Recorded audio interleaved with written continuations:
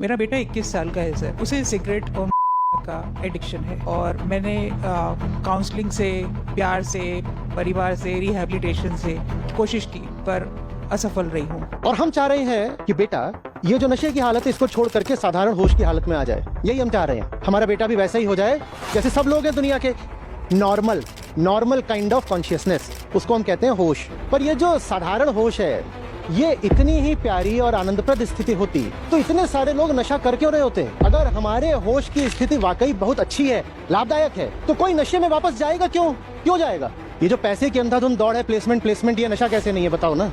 माँ बच्चों के पीछे लगी हुई है, सेटल कब होगा, तेरी तो जॉब भी लग गई, ये नशा कैसे नहीं है। आपने जो समाज बनाया है उसमें आपके सब आदर्श नेता ये आपको क्या होशमंद लग रहे हैं, पर इन्हें ही हम होश वाला मानते हैं और कहते हैं ऐसा ही बनो क्योंकि ये होश वाले लोग हैं। और उनसे ज्यादा बेहोश कोई होता नहीं। पर हमारे पास न मकसद, न उच्चतम, न हमारा परिवार, न हमारी शिक्षा किसी तरीके के मकसद की, किसी तरह के ऊंचाई की बात करते हैं। और जवानी ऊंचाई मांगती है। उस नशे से अगर बचना है तो एक ही तरीका है। नमस्ते आचार्य जी, मेरा नाम हूँ सर। पर्सनल क्वेश्चन है मेरे बेटे को लेकर। मेरा बेटा 21 साल का है सर। उसे सिगरेट और का एडिक्शन है और मैंने काउंसलिंग से, प्यार से, परिवार से, रिहैबिलिटेशन से सब कोशिश की पर असफल रही हूँ। और इसके कारण वो हर बार मैनिपुलेट कर जाता है, मैं उसमें आ जाती हूँ। बस यही गाइडेंस चाहिए, मैं इसकी लत कैसे छुड़ाऊँ, उसे सही रास्ते पर कैसे लेकर के आऊँ। देखिए, आप कह रही हैं बेटे को नशे की लत लगी हुई है। सिगरेट, शराब?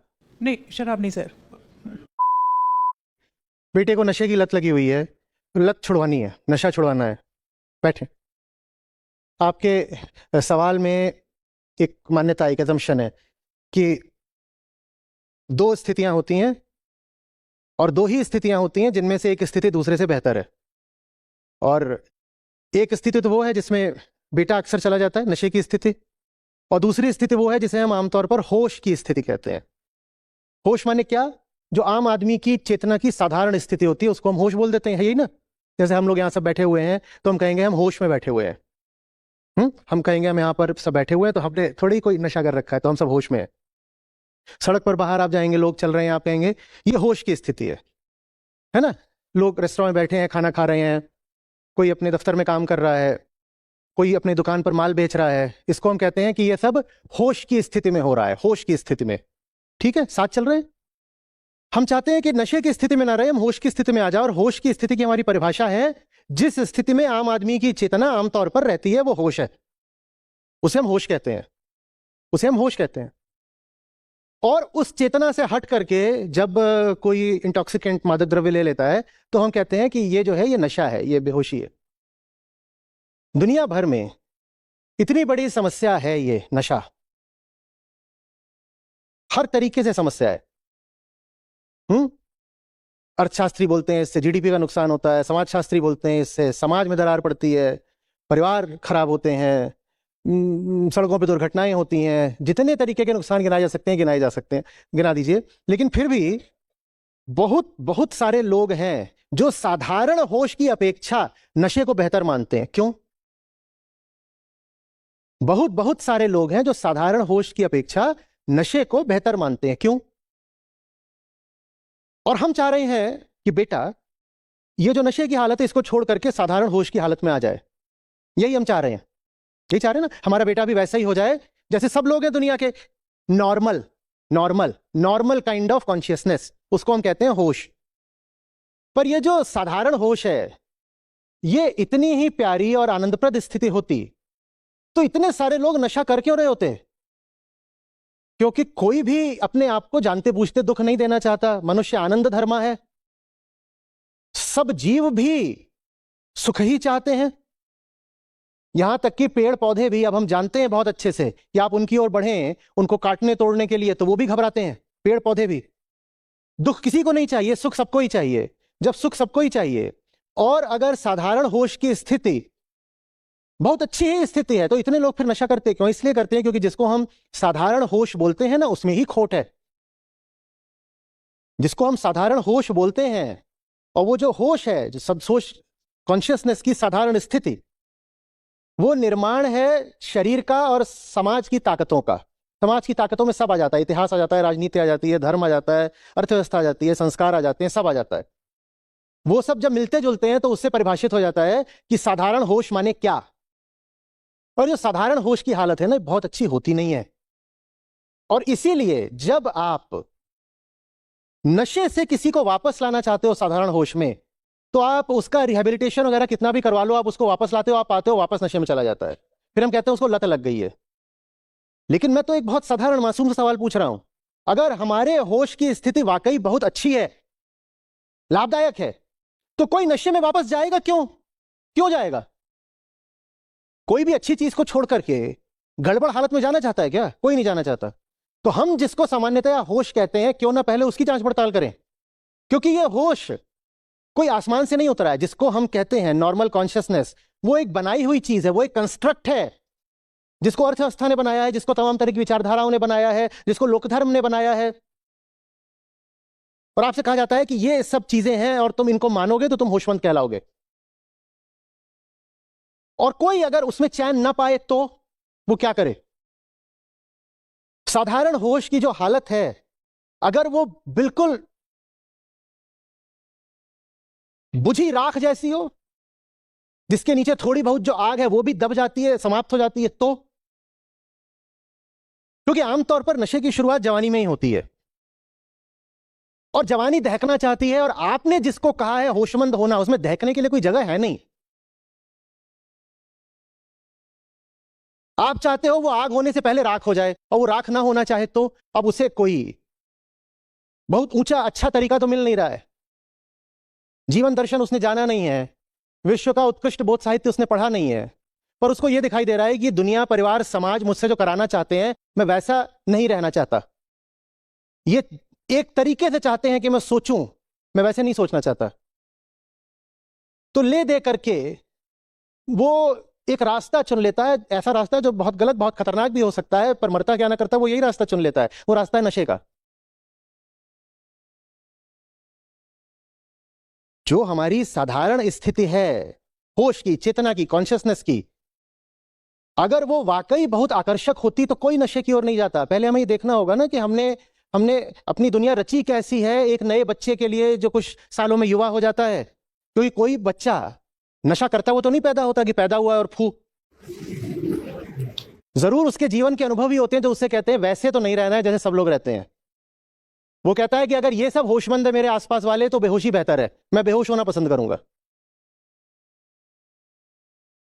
आपने आपने की बात करी, आपको मालूम है पहले उसका इस्तेमाल किस लिए होता था? वो एक पेन किलर के तौर पे इस्तेमाल की जाती थी। कुछ समझ में आ रही है बात? जब सर्जरी करनी होती थी और एनेस्थीसिया वगैरह बहुत विकसित नहीं हुए थे, तो इसी का इस्तेमाल होता था पेन किलर के तौर पर। समझो बात को। ये हमने समाज बना के ऐसा रखा है, इसमें एक जवान आदमी करे क्या? वो चमकना चाहता है, वो उठना चाहता है, वो बढ़ना चाहता है, और हम उसको देते हैं दमन। हम उसको देते हैं दमन। वो करे क्या? तो फिर अलग अलग तरीके के नशे स्वीकार किए जाते हैं। और जो लोग मादक द्रव्यों का नशा कर लेते हैं उनको तो हम कह देते हैं नशेड़ी। पर जो दूसरे तरीके के नशे कर लेते हैं वो अपने आप को इज्जतदारी बोलते रहते हैं। नशेड़ी सब है। उनको ये लगता रहता है हम थोड़ी नशा करते हैं। ये जो पैसे की अंधाधुंध दौड़ है, प्लेसमेंट प्लेसमेंट, ये नशा कैसे नहीं है बताओ ना?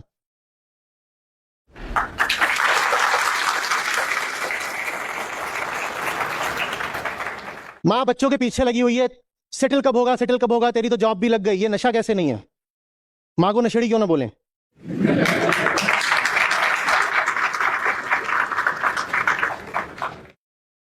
और एक बार उसने शादी कर ली तो उसके पीछे लगी हुई है, अब बच्चा बच्चा बच्चा। भाई कोई बहकी बहकी बात करे तो यही तो कहते हो नशे में है। ये सब बहकी बहकी बातें नहीं है क्या? आपने जो समाज बनाया है उसमें आपके सब आदर्श नेता, ये आपको क्या होशमंद लग रहे हैं?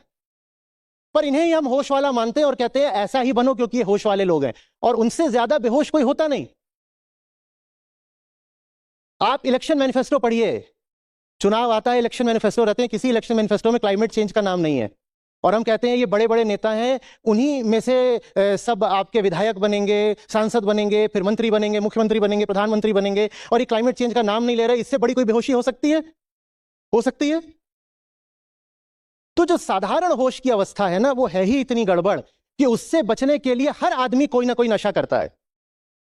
उस नशे से अगर बचना है तो एक ही तरीका है, ये जो साधारण होश है इसको ही बदल डालो, इसको ही बदल डालो। नहीं तो जिंदगी जीने के लिए आपको कोई ना कोई खुराफात पालनी पड़ेगी, सबने पाल रखी होती है। कोई कहता है पैसा बहुत आ गया है, अब मैं जा रहा हूं, मैं विश्व भ्रमण करूंगा। विश्व भ्रमण करके क्या कर रहे हो? कुछ सीख रहे हो? किसी का कल्याण कर रहे हो? जहां जा रहे हो वहां प्रेम बरसा रहे हो? ना कुछ सीख रहे हो, ना जहां जा रहे हो वहां के लोगों को ही लाभ दे रहे हो, तो तुम ये कर क्या रहे हो? ये भी एक तरह का नशा है। कोई कहता है एक के बाद एक फैक्ट्रीज डालूंगा, कोई सीरियल एंटरप्रेन्योर बन जाता है। क्यों कर रहे हो ये सब कुछ? वो ये सब कुछ इसलिए कर रहा है ताकि जिसको हम आम जिंदगी कहते हैं उससे बच सके। तो ये आम जिंदगी हमने इतनी घटिया चीज बनाई ही क्यों है कि इससे बचना पड़े बार बार? बोलो तो। ये जो फिल्में देखने भागते हो, ये जो एंडलेस स्क्रॉलिंग करते हो, ये नशा नहीं है क्या? और ये नशा क्यों करते हो? क्योंकि आप बोलते हो कि real life is better than real life. तो रियल लाइफ हमारी इतनी बेकार है ही क्यों कि हमें रियल लाइफ में घुसना पड़ता है? अगर हम दुनिया ऐसी कर पाए जहां एक जवान आदमी को अपनी ऊर्जा को सही जगह लगाने का भरपूर मौका मिले, उसे जीवन के साथ प्रयोग करने की छूट मिले, तो उसके पास समय ही नहीं होगा, ऊर्जा ही नहीं होगी कि वो फालतू जाकर के शराब और बाकी तरह के नशे करे। उसे जरूरत ही नहीं लगेगी। पर जब आप उसको बांध दोगे, रोक दोगे, तो बिल्कुल हो सकता है कि वो परिवार का दिल रखने के लिए शराब का नशा ना करे, पर फिर वो कोई और नशा कर लेगा। और जो वो कोई दूसरा नशा करता है तो आप बोलते हो मेरा बेटा बड़ा इज्जतदार है। हम भी इज्जतदार है, हमारे घराने का है ना, हमारे घराने का है। किसी किसी को तो इज्जत का ही नशा होता है। उनको बड़ा अच्छा लगता है जहां जा रहे हैं वहां सब जगह से इज्जत मिल रही है। किसी किसी को अपने ख्यालों का, अपने विचारों, अपनी मान्यताओं का नशा होता है। उसको लगता है कि उसके बाद assumptions नहीं है, ट्रुथ है, और उनके ट्रुथ पे जरा सी चोट पड़े तो तिलमिला उठते हैं। ये नशेड़ी की निशानी है। जरा सी चोट पड़ी नहीं कि तिलमिला गए। बात समझ रहे हो? जिंदगी साफ सुथरी अगर जी जाए तो फिर उसमें किसी प्रकार की अतिरिक्त उत्तेजना की जरूरत नहीं पड़ती है। नशा क्या होता है कि जिंदगी पर्याप्त नहीं है, मुझे कुछ और चाहिए। जिंदगी पर्याप्त नहीं है तो ऐसी जिंदगी तुमने जीने का फैसला क्यों किया? अब जब हम कहते हैं हमें उत्तेजना चाहिए, तो उत्तेजना के लिए शब्द क्या होता है अंग्रेजी में? Thrill and adventure, right? रोमांच, उत्तेजना हमें चाहिए। और कितने लोग हैं जो थ्रिल और एडवेंचर के लिए जाते हैं? पहाड़ों पर कोई चढ़ रहा है, कोई कह रहा है मैंने फलाना रिस्क उठाया, मैं ये कर रहा हूं, मैंने खतरनाक ट्रैक करी, मैंने ऐसी हाइकिंग करी। तुम्हें अतिरिक्त खतरे क्यों उठाने पड़ रहे हैं? तुम्हारी जिंदगी ऐसी क्यों नहीं है कि उसमें कदम कदम पर खतरा हो? क्योंकि तुम झूठ को चुनौती दे रहे हो, और जो झूठ को और बंधनों को चुनौती देता है उसे अतिरिक्त खतरे नहीं उठाने पड़ते। उसकी जिंदगी अपने आप में खतरा बन जाती है, बहुत थ्रिलिंग, बहुत एडवेंचरस हो जाती है। पर जिंदगी तो हम सिखाते हैं अपने बच्चों को कि रुई के फाहे में सुरक्षित होकर जीना। और जब एक जवान आदमी को तुम कॉटन वुल में लपेट करके जीना सिखाते हो,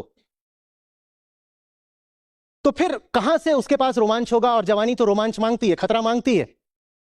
तो फिर कहेगा चलो यही रोमांच कर लेते हैं, एक नई ड्रग बाजार में आई है उसको ट्राई करते हैं। जिसको जीने के लिए सही मकसद मिल गया वो क्यों कोई नशा करेगा? जिसको जीने के लिए उच्चतम मिल गया वो क्यों किसी और दिशा में जाकर अपना एक पल भी खराब करेगा? पर हमारे पास ना मकसद, ना उच्चतम, ना हमारा परिवार, ना हमारी शिक्षा किसी तरीके के मकसद की, किसी तरह के ऊंचाई की बात करते हैं। और जवानी ऊंचाई मांगती है, क्योंकि अब आप बच्चे नहीं हो, आप अपने आप से सवाल करते हो मैं पैदा किस लिए हुआ, मुझे करना क्या है? और उसका जब कोई जवाब नहीं मिलता तो आप इन सवालों से, अनुत्तरित अपने प्रश्नों से घबरा करके कहते हो नहीं नहीं नहीं, मन से इन बातों को हटाओ, मन से इन बातों को हटाओ। उसके लिए फिर किसी ने आकर के आपको एक पुड़िया थमा दी, आप उस रास्ते पर निकल पड़े, बहक गए। नशे की समस्या का सस्ता समाधान यह है कि मादक द्रव्यों की आपूर्ति बंद कर दीजिए, जो कि होनी चाहिए। बॉर्डर सील कर दीजिए, जो कि होना चाहिए। Vigilance, law and order, enforcement, ये सब तगड़े हों, जो कि बिल्कुल होने चाहिए। जो पकड़े जाएं उनका कन्विक्शन रेट हाई होना चाहिए, बिल्कुल होना चाहिए। ये सब होना चाहिए। लेकिन ये सब सतही समाधान है, ये सतही समाधान है। असली समाधान तो तभी मिलेगा जब किसी जवान आदमी को समाज से भाग करके अपने लिए एक काल्पनिक कॉन्शियसनेस रचने की जरूरत ही नहीं रहेगी। जब आप नशे में होते हो ना, तो आप एक अपना अलग काल्पनिक जगत रच लेते हो। काल्पनिक जगत आपको रचना इसलिए पड़ता है क्योंकि ये जो तथ्यों का जगत है, द वर्ल्ड अराउंड यू, इसमें आप कुछ ढंग का कर नहीं पा रहे होते हो। तो आप कहते हो चलो घंटे 2 घंटे के लिए ही सही, पर हमें दूसरी दुनिया तो मिल गई। दूसरी दुनिया की जरूरत पड़े ही क्यों? ये जो हमारी दुनिया है, हम इसी को ऐसा क्यों नहीं बना सकते कि किसी को दूसरी किसी दुनिया में, नशे की दुनिया में भागना ही ना पड़े। हम उच्चतम की बात कर रहे थे। संतों ऋषियों ने मालूम है क्या कहा है नशे को लेकर? उनको किसी नशे की जरूरत नहीं। कहते हमें राम खुमारी चढ़ी हुई है, कहते राम का नशा। माने उच्चतम की बात। किसी छोटी चीज से खुद को बांधोगे तो कितना भी खुद को समझा लो, ऊपर ऊपर मान जाओगे भीतर कुछ बैठा है जो छुटपन से, क्षुद्रता से कभी राजी होता नहीं है। और जब वो राजी नहीं होगा तो वो किसी न किसी तरह की खुराफात करेगा, कोई ना कोई वो अपने लिए नशा ढूंढ लेगा। पर हम सब बहुत होशियार लोग हैं। जैसा हमने कहा कि दौलत का नशा हो, शोहरत का नशा हो, 50 और तरीके के नशे हो, उनको हम नशा मानते ही नहीं। उनको हम नशा मान लें तो ये पोल खुल जाएगी कि हमारा जीवन, हमारा समाज बड़ा गड़बड़ चल रहा है। क्योंकि अगर ये खुल गया कि भाई किसी जगह में, किसी शहर में, किसी देश में, किसी प्रांत में 95% लोग नशेड़ी हैं, तो फिर तो विध्वंस हो जाएगा ना। तो हम ये नहीं मानना चाहते कि वास्तव में नशा तो 95% कर रहे हैं। हम अपने आप को सांत्वना दे लेते हैं ये बोल करके कि सिर्फ 5% नशेड़ी हैं, बाकी सब ठीक है, बाकी कोई नशा नहीं करते, सिर्फ 5% नशेड़ी हैं।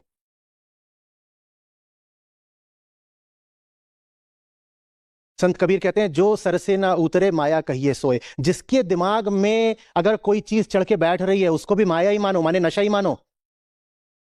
और यहां कोई नहीं बैठा है ऐसा जिसका दिमाग खाली हो। सबके दिमाग में कुछ ना कुछ कीड़ा लगा ही हुआ है। किसी को ये खुराफात चल रही है भाई को नीचा कैसे दिखाऊं, किसी को ये चल रहा है फलानी शादी आ रही है वहां देवरानी से ज्यादा आकर्षक कैसे दिखूं। ये सब नशे नहीं है क्या?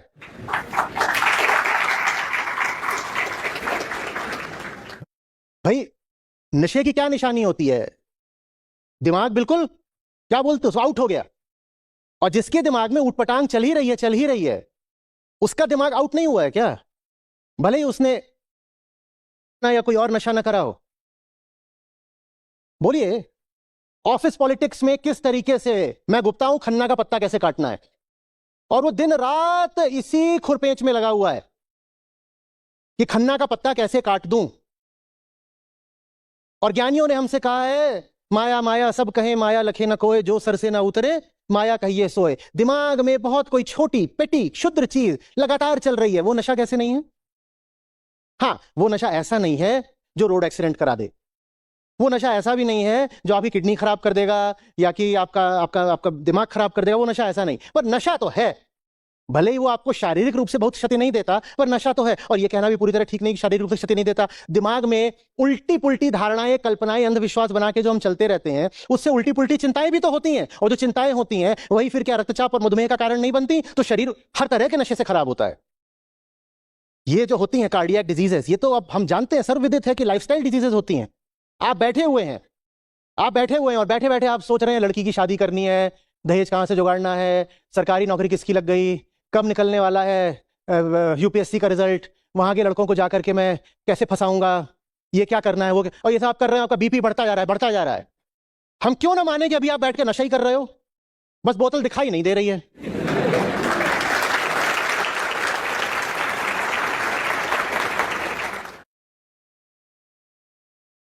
आ रही बात समझ में? बिल्कुल हम उसको रिहेबिलिटेशन के द्वारा अपनी ये साधारण होश की दुनिया में वापस ला सकते हैं, पर बहुत संभावना होगी कि वो दोबारा जाकर के किसी मादक पदार्थ का सेवन शुरू कर देगा। आप अगर देखेंगे आंकड़े तो ज्यादातर यही होता है। तो फिर इसीलिए रिहेबिलिटेशन सेंटर्स का भी खूब चलता है। वो एक बार किसी को ठीक करके छोड़ते हैं और 6 महीने फिर आ जाता है, फिर छोड़ो फिर आ जाएगा। और जितनी बार वो लौट लौट के आता है ना, उतनी बार वहां उसके रुकने रहने की अवधि बढ़ती जाती है। लोग ऐसे भी होते हैं 6 महीने 8 महीने साल भर रिहेबिलिटेशन चल रहा है उनका, और उसमें फिर पैसा भी खूब देते हैं। जिंदगी को ही एक जबरदस्त रोमांच बना लो, ये सब छोटे मोटे नशे भूल जाओगे, याद ही नहीं रहेगा, याद ही नहीं रहेगा। एक सज्जन आए थे मेरे पास, उनकी सिगरेट नहीं छूट रही थी, तो बोले आपको सुनने से छूट गई। मैंने कहा पर मैंने तो इस किस्म का कभी कोई लेक्चर उपदेश दिया ही नहीं।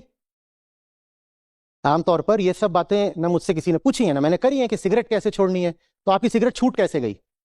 बोले नहीं, आपके कहने से नहीं छूटी है, आपने कहा उससे नहीं छूटी है, आपको सुनने से छूटी है। मैंने कहा मतलब? बोले मैं दिन का डब्बा खाली कर देता था। बोले हाँ। बोले उपाय क्या निकाला? बोले अभी मैं दिन में कई कई घंटे बैठ करके आपको सुन रहा होता हूं, और जब सुन रहा होता हूं तो सिगरेट फूकने का ख्याल ही नहीं आता। बोले ये जितने घंटे आपको सुन रहा होता हूं उसमें कहीं भी आप सिगरेट वगैरह छोड़ने की बात नहीं कर रहे, आपने शब्दों में बिल्कुल नहीं कहा सिगरेट छोड़ दो, पर जब आपको सुन रहा होता हूं तो सिगरेट छूट जाती है, उसका ख्याल ही नहीं आता। और जो आपने कहा अगर मैंने उसको ध्यान से सुना है तो मन कुछ ऐसा हो जाता है कि उसके बाद ये सब लगता ही नहीं कि डब्बा खोलो फूको, ये सब लगता ही नहीं। मैंने कहा अच्छा ठीक है, आप सुनते रहिएगा। समझ में आ रही है बात? ये सब खुराफातें हैं, और ये जीवन में तभी प्रवेश करती हैं जब जीवन में खाली स्थान होता है। जिंदगी में खाली जगह छोड़ी क्यों रहे हो? छोटी सी तो जिंदगी है, उसको पूरे तरीके से सही काम में आहूत कर दो, जैसे यज्ञ में आहुति दी जाती है। मैं कहता हूं ऐसे जलो जैसे कोई मोमबत्ती हो और दोनों सिरों से जल रही हो। अब उसके पास बैठ के कोई फालतू काम करने की कहां जगह है? वो दोनों सिरों से जल रही है, उसे प्रकाश से इतना प्यार है, वो कह रही मेरी जिंदगी जल्दी खत्म हो जाएगी कोई बात नहीं, पर रोशनी होनी चाहिए।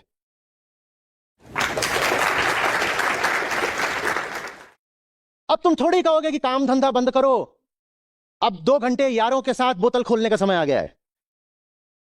तुम्हारा काम ही तुम्हारा यार है, बोतल वगैरह सब छूट जाती है, क्या करना है?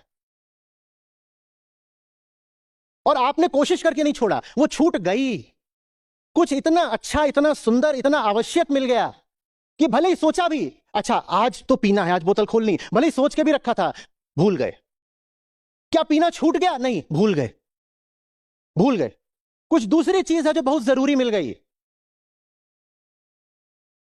ये गांजा, अफीम, चरस और एलएसडी और शराब और ये सब क्या हुआ? क्या हुआ? भूल गए।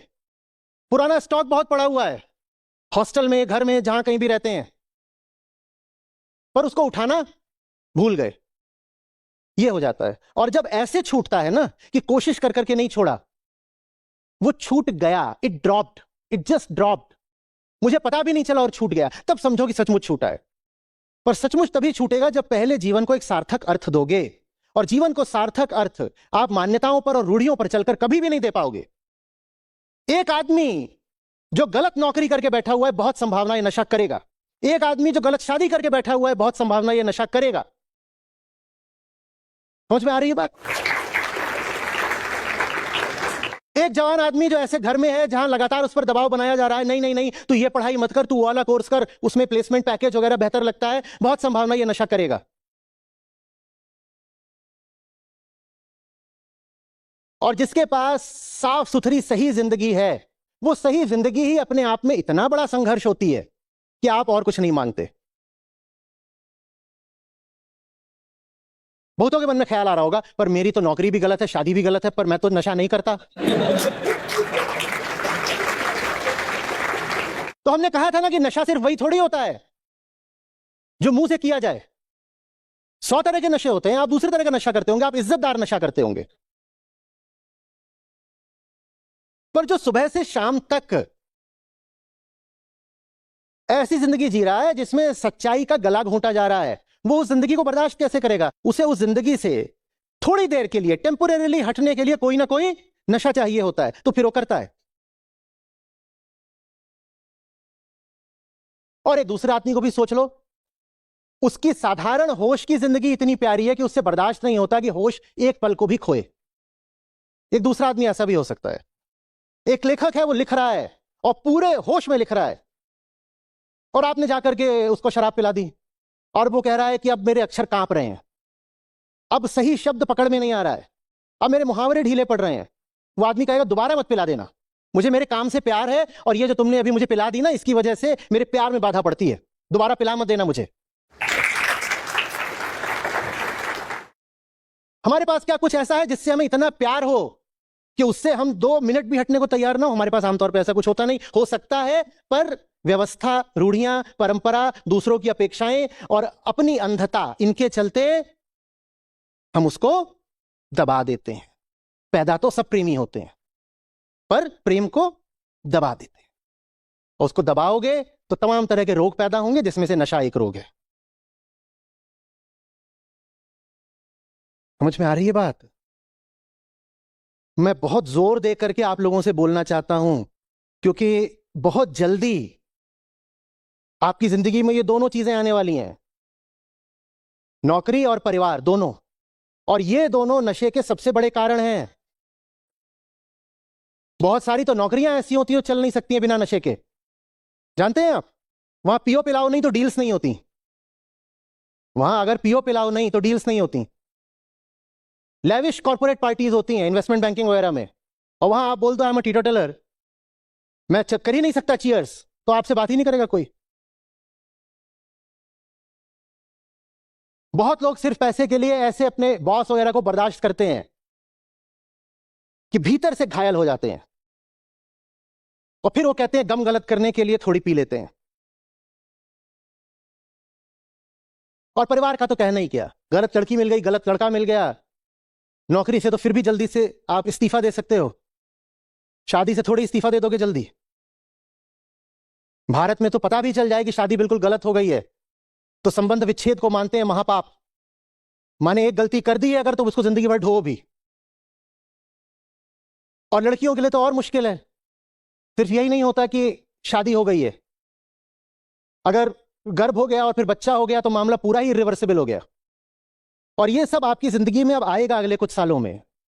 तो इसलिए मैं आपसे बहुत जोर देकर बोलना चाहता हूं, गलत चुनाव मत कर लेना। छोटी मोटी गलतियां सुधारी जा सकती हैं, पलटी जा सकती हैं, वो गलतियां मत कर लेना जो फिर सुधारने में बड़ी महंगी हो।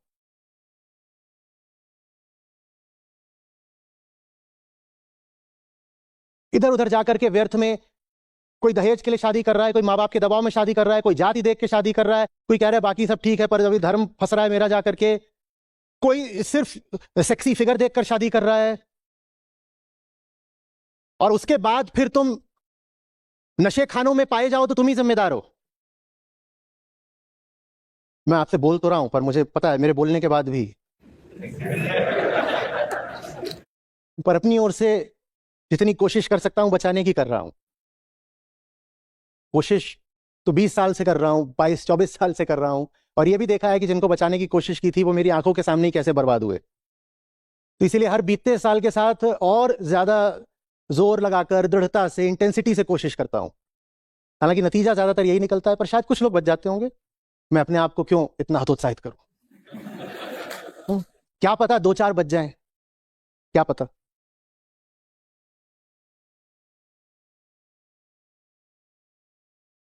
बेटे को कुछ ऐसा दीजिए जिसके लिए वो जी भी सके और मर भी सके, सारे नशे छूट जाएंगे।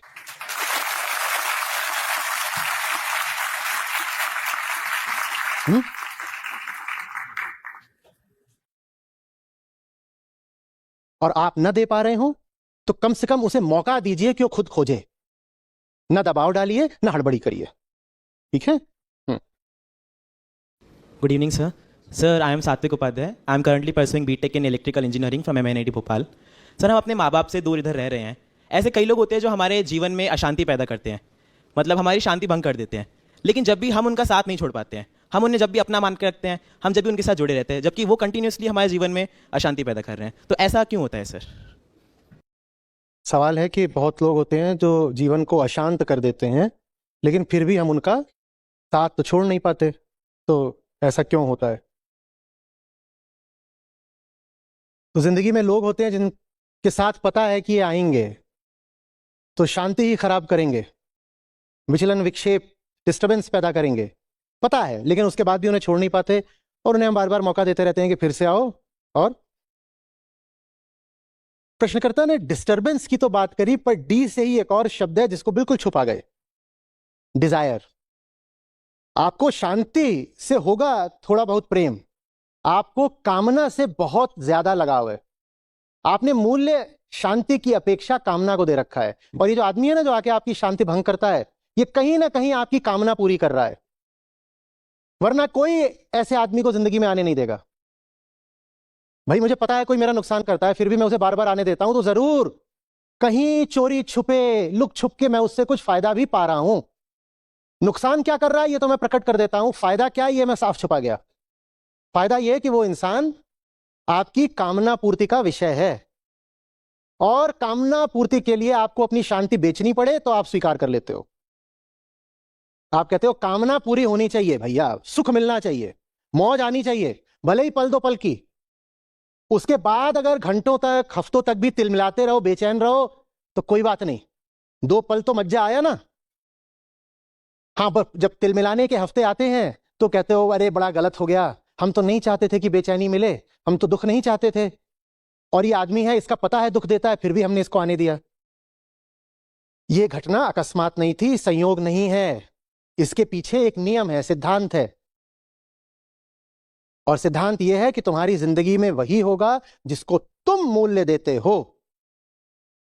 संयोगवश कुछ नहीं होता, संयोगवश बाहरी घटनाएं हो सकती हैं, तुम्हारे भीतर जो कुछ भी हो रहा है वो तुम्हारे चाहने से ही हो रहा है। तो तुम अगर कहते हो कि मैं डिस्टर्ब हो गया, ये बाहरी घटना नहीं है, बाहर कोई तूफान नहीं आया था, तूफान भीतर आया था, भीतर के तूफान तुम्हारी सहमति के बिना नहीं आ सकते, ये नियम है।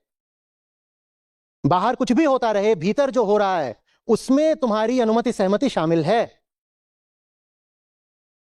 जब मूल्य ही इस बात को दे रखा है कि थोड़ी देर का सुख मिल जाए, जब यही बात अपने आप को समझा रखी है कि बहुत बड़ी है, तो फिर शांति को कौन सम्मान, कौन कीमत देगा?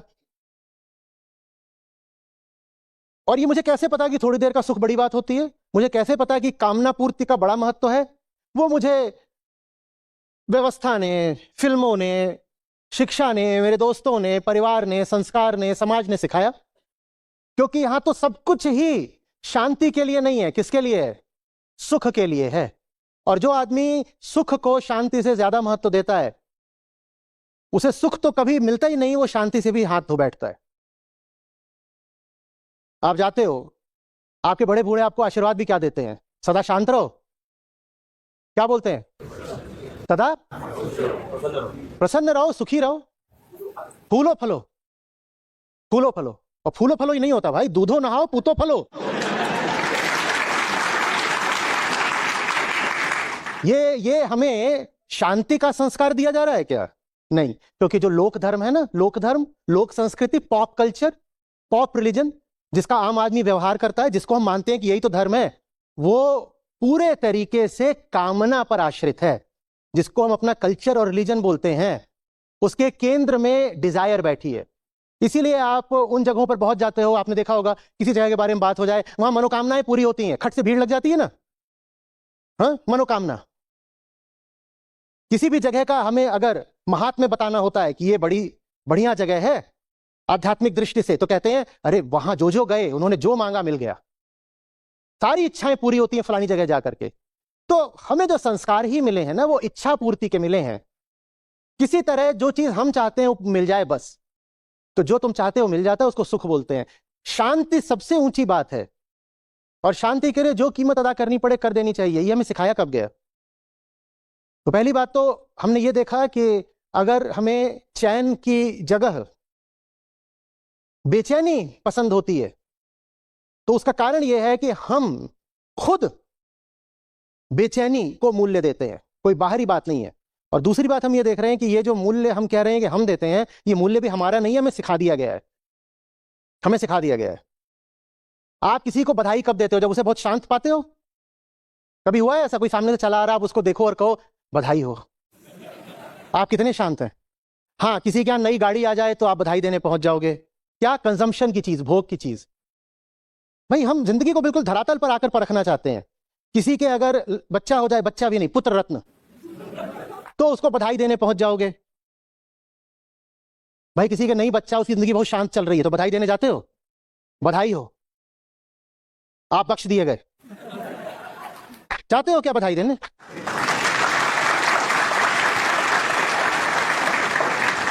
पूरी की पूरी संस्कृति ही कामना पूर्ति और सुख प्राप्ति पर चल रही है। चल रही है कि नहीं चल रही है? पूरी की पूरी संस्कृति। अरे फलाने के घर तो अब सोना बरस रहा है, सोना बरस रहा है। बेटी पैदा हुई है, कौन बोलता है सरस्वती आई है? अगर खुद को सांत्वना देनी भी है तो क्या बोल देते हो? लक्ष्मी आई है। अब क्या करें, हो ही गई पैदा, चाहते तो नहीं थे। मरता क्या ना करता, लक्ष्मी आई है, लक्ष्मी आई है, अरे सरस्वती बोल देते। पर सरस्वती सुख नहीं देती हैं, वो शांति देती हैं, वो शांति देती है ना। ज्ञान तो शांत करता है। बात आ रही है समझ में? हमें कूट कूट करके हर दिशा से यह बात भर दी गई है कि मज्जा बड़ी बात है, और मज्जा भी कैसा? सस्ता, सस्ता, चीप, मोमेंटरी प्लेजर्स, चीप टिटिलेशंस, ये सब हमें चाहिए।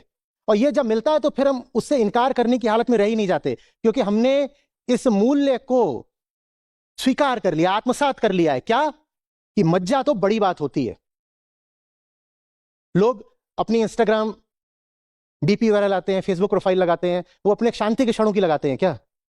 वो कब लगाएंगे? देखो मैं डिस्को थीक में हूं और मस्त झूम रहा हूं, और किसी को स्ट्रेटेजिकली खड़ा कर रखा है कि बस जब झूम रहा हूं तभी फोटो लेना, या कि पूरा वीडियो बनवा दिया, उसमें फ्रेम दर फ्रेम देख देख के जिस क्षण में दिखाई दे रहा है कि मदहोशी छा गई है बिल्कुल सुख की, वो आप लगाओगे, और वो लगाते ही ना जाने कितनों के दिल बिल्कुल जल उठेंगे कि सारा सुख तो यही लूट ले गया, हम ही रह गए। ये सब क्यों हो रहा है? क्योंकि सुख की प्रकृति से हम अनभिज्ञ हैं। क्यों? क्योंकि जीवन शिक्षा, आत्म शिक्षा, अंदरूनी शिक्षा, जिसको आप अध्यात्म बोल सकते हो, पर अध्यात्म बोलो तो डर जाते हो, तो जीवन शिक्षा बोल लो, वो जीवन शिक्षा हमें कभी दी ही नहीं गई। उस जीवन शिक्षा की जगह हमको बहुत सतही किस्म के संस्कार दिए गए हैं, जिसमें यह है कि ऐसी चीज हो जाए तो सुख मनाओ, ऐसी चीज हो जाए तो बधाई गाओ।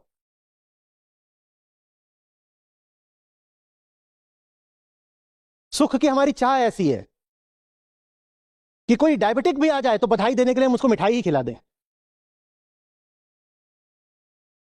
आपके घर कोई आता है और कोई, आप कहते हो खुशी का मौका है, खुशी का, तो आप उसको कोई पोषक स्वास्थ्यवर्धक चीज खिलाते हो क्या? खिलाते तो सड़ेले हलवाई का वो कार्बोहाइड्रेट्स और शुगर से भरा पुलिंदा ही हो, और मरेगा वो जल्दी।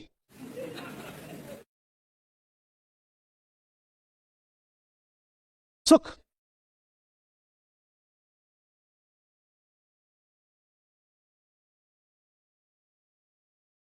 और जिन चीजों में सुख मनाना है वो भी आपने नहीं सोची। सुख शांति से बड़ी बात है, ये भी आपको परवरिश ने, समाज ने, संस्कार ने, संयोग ने बता दिया। और किन बातों में सुख मनाना है ये भी उन्होंने ही बताया है। तो हमारा अपना क्या है? हमारी अपनी सिर्फ निराशा है, बेचैनी है। हमारा अपना बस पछतावा है, ये दुनिया के चलन में रह करके अपनी जिंदगी गवा बैठे, ये पछतावा है हमारा। और इसी पछतावे के साथ एक दिन आग हो जाना है हमको।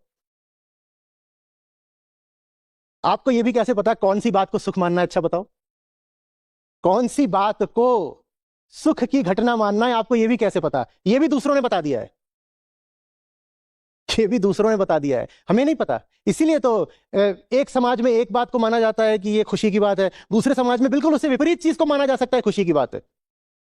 और एक ही समाज में एक शताब्दी में एक चीज को मानेंगे ये खुशी की है, और किसी और शताब्दी में किसी और चीज को मानते थे कि खुशी की है, विपरीत बात भी। तो सुख किस बात में मनाना है ये भी कोई और तय कर रहा है। हम बस क्या भोगने के लिए हैं? सुख के जाने के बाद जो भग्नावशेष बचते हैं, जो रूइंस हैं, जो आफ्टर पार्टी होता है ना, सुख वाली पार्टी, और उसके बाद वहां पर क्या बचता है? कभी शादी ब्याह का पंडाल देखा है? रात में नहीं, अगले दिन सुबह वहां सब क्या दिखाई दे रहा होता है? हाँ, रात की मदहोशियों के बाद असली जिंदगी, वो हमारी जिंदगी है। रात आई चली गई और अब ये बचा है, दो पल के सुख ने ये छोड़ा है। किस किस ने देखा है क्या हालत रहती है जब सब चले आते हैं, उसके बाद पंडाल की और जो जगह होती है, लॉन वगैरह, मैदान, उसकी क्या हालत रहती है? देखिए ना, वो हालत, वो हमारी जिंदगी है। मैं कहा करता हूं लोगों से कि शादियों में जाओ ना जाओ, शादियों के बाद जरूर जाओ। आप जवान लोग हैं, आपको पूरी जिंदगी जीनी है। अपने आप से पूछिए what to value, what is really important. इनके सस्ते जवाब स्वीकार मत करो, किसी और की बात को उधारी स्वीकार मत करो, उधार की ही वरना जिंदगी रह जाएगी। खुद पूछो अपने आप से, मैं इस काम में क्यों उतरूं, मैं फलानी बात को मैं क्यों महत्व दूं। कुछ चल रही है रस्म रवायत प्रथा परंपरा, मैं जानना चाहता हूं कि मैं उसका पालन क्यों करूं। यह सवाल जरूरी है। हम कितनी नकली जिंदगी जी रहे हैं, यह सबसे ज्यादा पता है कब चलता है? हमारे सेलिब्रेशंस में, हमारे उत्सवों में। ऊपर ऊपर से सब ऐसे दिखा रहे होते हैं जैसे खुश हैं, सुखी हैं, और सेलिब्रेशन से ज्यादा कहीं नहीं पता चलता कि हम कितने ज्यादा बेचैन हैं, खोखले हैं, दुखी हैं। कहीं पर पार्टी जैसा कुछ हो रहा हो, वहां चले जाना और समझ जाओगे कि ये सुख चीज क्या होती है।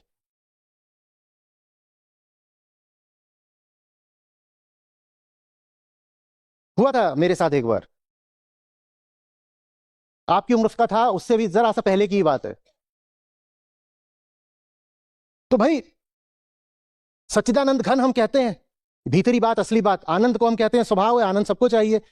मैं भी पार्टीज में जाता था और गया 2 बार 4 बार और फिर जाना बंद कर दिया। साथ वालों ने कहा कि क्या बात है तुझे नहीं आना, डोंट यू लव फन। बिल्कुल यही शब्द थे 4 एग्जैक्टली, आज भी याद है। Don't you love to have fun, don't you want to have fun. तो मैंने जवाब दिया था, I didn't find anybody there having fun and hence I will not come. हाँ, मुझे भी तब जॉय वाला शब्द नहीं था, तब फन की बात हुई थी, बिल्कुल साफ याद है, फन। तब उन्होंने कहा था फन, आओ will have fun, good fun. मैंने कहा I also want to have good fun, but where is the fun. मैं अपने आप से झूठ नहीं बोल सकता, वहां लोग बहुत सारे थे और बहुत कुछ हो रहा था और बहुत शोर था और म्यूजिक था और डांस था और ये वो खाना पीना हर तरह की चीज चल रही थी। But to tell you the truth, I didn't find anybody really having fun. मुझे वो सब के सब मिजरेबल लगे, उदास और भीतर से हताश, और उन्होंने ऊपर ऊपर खुशी पोत रखी थी ऐसे। हाँ जी आइए जी, गुड मॉर्निंग जी, आज तो बहुत अच्छा दिन है जी, कम ऑन। क्या ऐसा ही नहीं है? बोलो, क्या ऐसा ही नहीं है? तो जिंदगी इसलिए थोड़ी है कि ये जो खोखला सुख है इसके पीछे जाते रहो। सुख बुरा नहीं है, पर फिर असली सुख चाहिए, और वो असली सुख असली चीजों में ही मिलता है, असली जिंदगी जी के ही मिलता है। ये छोटी छोटी बातों से असली सुख नहीं मिल जाता। उपनिषद कहते हैं ना अल्पे सुखम, अल्प माने छोटा। छोटी जिंदगी जी करके, छोटे विषयों को अपना उद्देश्य बना करके, छोटे छोटे लक्ष्य रख करके तुम्हें कभी सुख नहीं मिलेगा। यो है भूमा तत्सुखम, भूमा माने बड़ा, विशाल, अनंत। अपने आप को अनंत को समर्पित करो, लक्ष्य अपना आसमान जैसा बनाओ, तब आनंद में जीते हो। आसमान जिंदगी के आखिरी पल तक नहीं मिलना, पर जिंदगी मौज में बीतेगी। जिंदगी मौज में बीतेगी क्योंकि लक्ष्य ऐसा बनाया कि उसके लिए आराम से जिए फिर मरे। और छोटी सी चीज, उसको लक्ष्य बनाया, उसको पा भी लिया, तो भी वैसे ही मिजरेबल रहोगे जैसे हमेशा से थे। मिजरेबल समझते हो ना? क्या? दुखी, संतप्त। पा लिया, लोग आ रहे हैं बधाइयां दे रहे हैं, अरे वाह बंटू का तो बड़ा पैकेज लग गया है। और बंटू कह रहा है, क्या बताएं, बंटू कह रहा है ये पैकेज वगैरह से ज्यादा मजा तो मुझे इंस्टाग्राम में आता है। वो पैकेज वाली जॉब में जाकर भी वहां बाथरूम में छुप छुप के रील्स ही देख रहा होगा।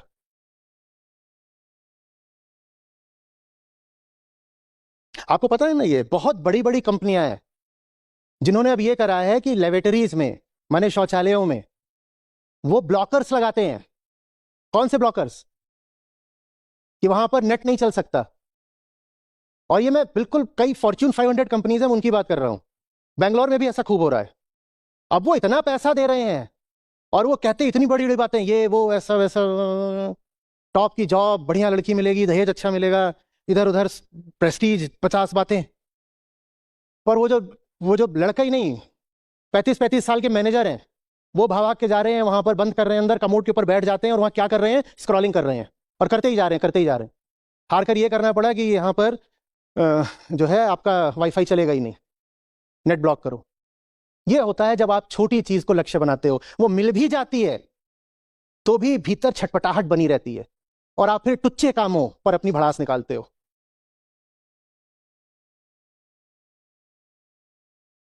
ये सारा जो होता है वर्क प्लेस में, क्या बोलते हैं, एब्सेंटिज्म, एम्प्लॉय डिससेटिस्फैक्शन, डिमोटिवेशन, ये सब क्यों होता है? इसीलिए होता है क्योंकि तुम जिस नौकरी में हो सबसे पहले तुम्हें करनी ही नहीं चाहिए थी, तुम गलत काम में हो। तो सही काम क्या है वो तुमने कभी अपने आप से न पूछा न तलाशा। तुम तो पत्ते की तरह थे, समाज की और संयोग की हवा तुमको जहां ले आई, तुम वहां आकर पड़ गए, संयोग से इस नौकरी में हो। अब ये अर्थ नहीं रखता कुछ काम तुम्हारे लिए, तो जियोगे कैसे इसके लिए? तो घड़ी ताकते रहते हो कब समय हो जाए घर भागे, और कब 30 तारीख आए तो सैलरी मिले। किसी ने कहा है दुनिया में सबसे अगर बेकार कोई खोज है, the most futile of all pursuits, वो है द परस्यूट ऑफ हैप्पीनेस। जब कोई सीधे सीधे कहता है कि मुझे खुशी चाहिए तो उसे सिर्फ दुख मिलेगा। जो कहता है मुझे खुशी नहीं चाहिए, मुझे सार्थकता चाहिए, उसे चुपचाप आनंद मिल जाता है। जो खुशी के लिए इधर उधर हाथ पांव फेंकता है उसे खुशी तो क्या ही मिलती है, दुख मिलता है। और जो कहता है खुशी हटाओ, खुशी वगैरह की हम परवाह नहीं करते, मुझे सार्थकता चाहिए, पर्पस चाहिए, सही जिंदगी चाहिए, उसने मांगी थी सार्थकता, उसे सार्थकता के साथ में आनंद मुफ्त मिल जाता है। सार्थकता मांगिए, आनंद अपने आप मिल जाएगा।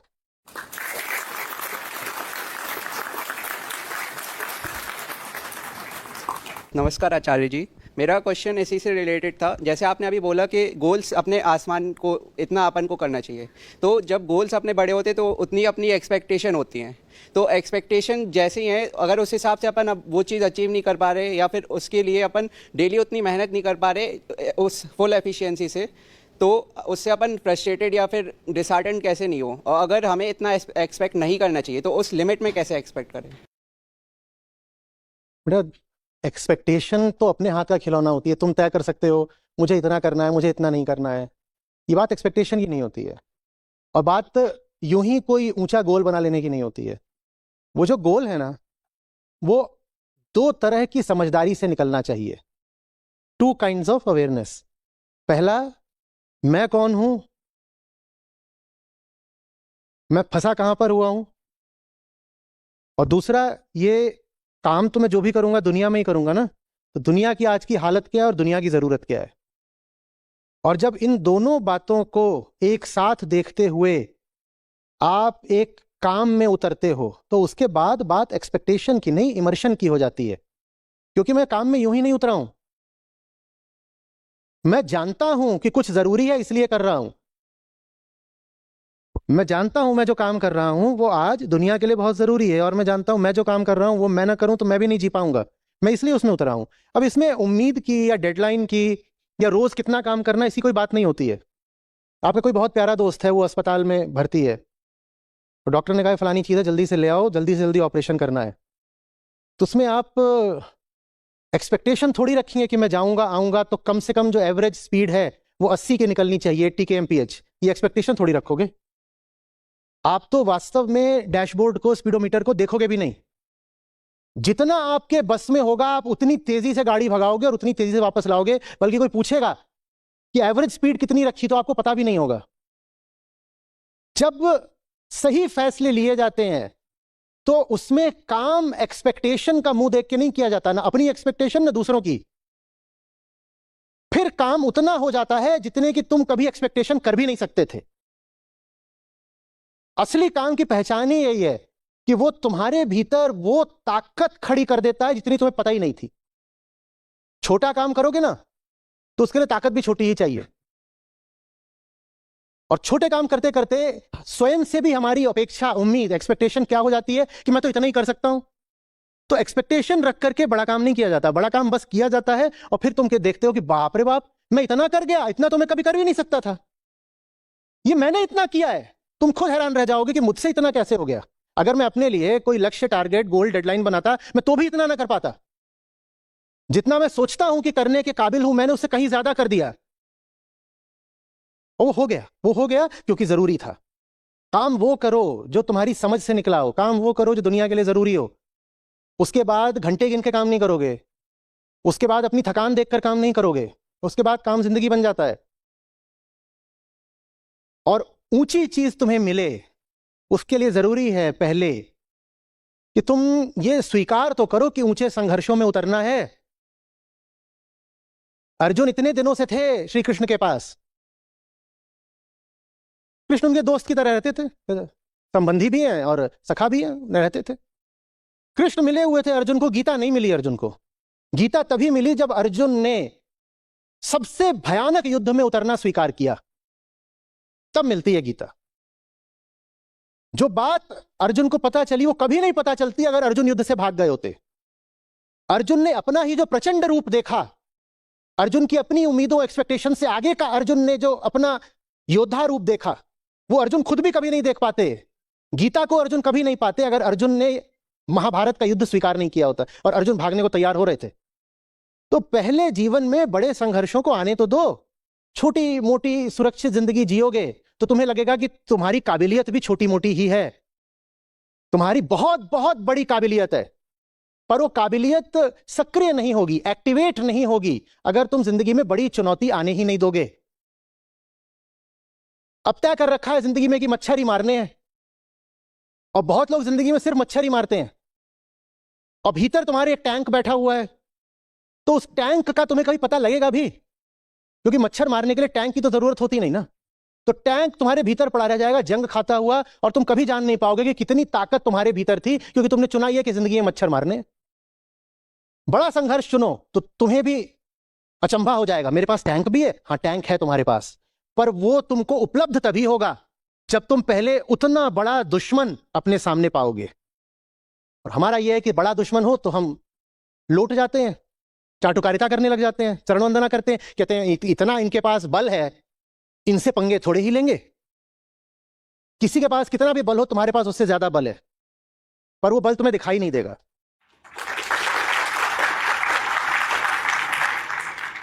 वो बल तुम्हें दिखाई नहीं देगा जब तक तुम उसका आह्वान नहीं करोगे, इन्वोकेशन। और वो इन्वोकेशन सिर्फ एक तरीके से होता है। ये मत देखो कि मेरी काबिलियत क्या है, ये मत देखो कि मैं खुद से कितनी उम्मीद रख सकता हूं, कितनी एक्सपेक्टेशन। कहो सही है तो करना पड़ेगा, सही है तो करना पड़ेगा। अब सर फूटे, माथा फूटे, तकलीफें आए, जूझना पड़े, दुनिया रूठे, सही है तो करना पड़ेगा। और जब करना शुरू करते हो तो पता चलता है अरे ये तो होने भी लग गया, मैं ये कर सकता था, मुझे तो पता भी नहीं था। वो करके ही पता चला कि कर सकता हूं। नमस्ते, मेरा नाम पूनम है। मैं आचार्य जी के गीता सत्रों से लगभग 1 साल से जुड़ी हूँ। अगर मैं बात करूँ कि आचार्य जी की शिक्षाओं के बारे में, तो जब से मैंने आचार्य जी के गीता सत्रों से कुछ सुनना शुरू किया है, तो उसके बाद से मैंने अपने जीवन में काफ़ी बदलाव देखे हैं। जैसे कॉलेज के बाद मैंने किताबें पढ़ना बिल्कुल बंद कर दिया था। अब लगभग इन 10 महीने में मैंने लगभग 50-60 बुक पढ़ी है। काफ़ी कुछ जानने को मिला। पहले इतनी जिज्ञासा नहीं रहती थी जीवन में, जो समाज ने बताया उसी के अनुसार जीवन जी रही थी। आचार्य जी के सेशंस के बाद जो मन में कुछ सवाल थे उसके उत्तर मिले हैं। अभी जैसे पहले खेल में, संगीत में और जगह पार्टिसिपेट नहीं करती थी। अब मैं समय का जो सदुपयोग है वो करने लगी हूँ।